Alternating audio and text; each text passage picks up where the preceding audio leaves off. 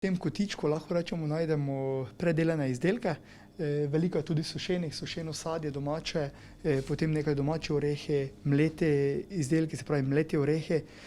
Potem tukaj imamo izdelke gospe Fruštek, Anja Logar, in sicer njena zgodba, lahko rečemo, tudi se odvija in razvija tekom zadruge Dobrina.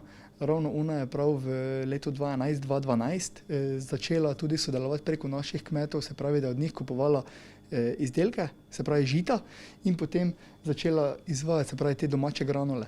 In to je ena taka zelo, lahko rečemo, dobra zgodba pri nas.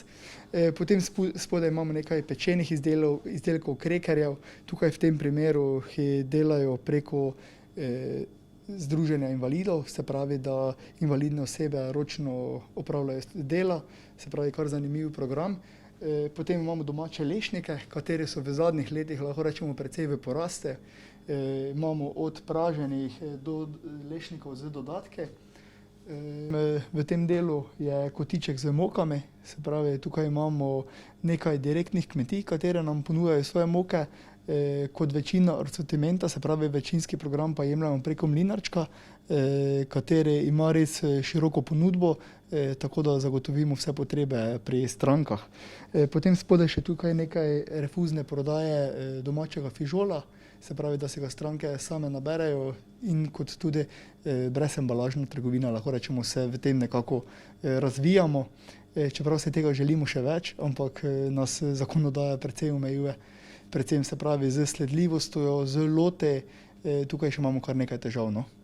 V tej polici, na tej strani police, lahko rečemo, imamo testenine, domače rezance, z dodatki, lahko rečemo, z rdečo peso, z špinačo, potem so tudi ajdovi rezance, ampak v pretežni meri še vedno največ jih prodamo te klasične jušne rezance, katere imamo tudi in od ekoloških kmetij in od navadnih, se pravi konvencionalnih kmetij, katere imajo registrirano dopolnilno dejavnost na kmetije. To. Potem v spodnjem delu je nekako sladki kotiček, sladki program.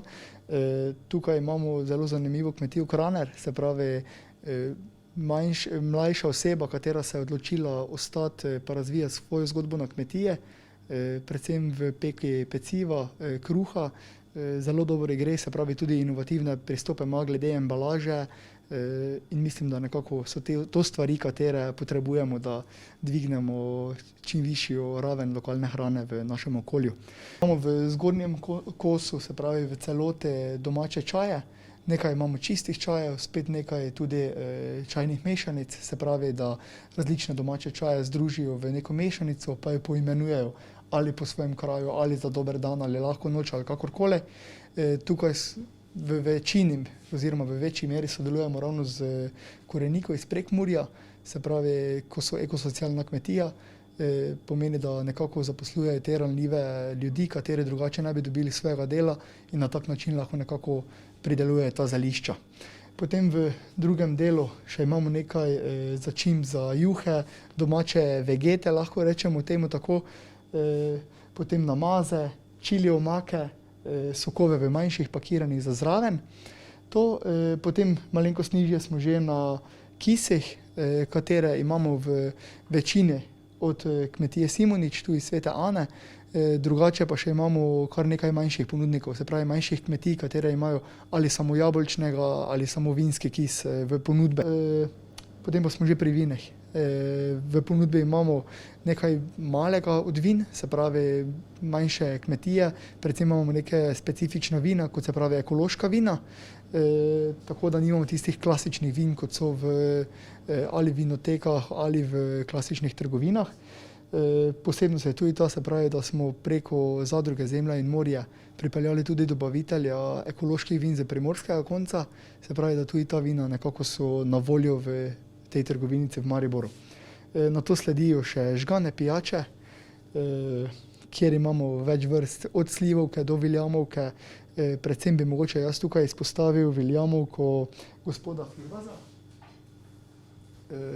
in sicer katera je prejela tudi prvič nagrado London Spirit, se pravi z Anglije za vrhunsko viljamovko, se pravi, to je bila prva viljamovka v Sloveniji, ki je bila ocenjena na tem ocenjevanju.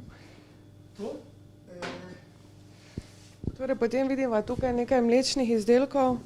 Tako je. tu je vitrina kot tukaj, tako tudi tam z mlečnimi izdelki.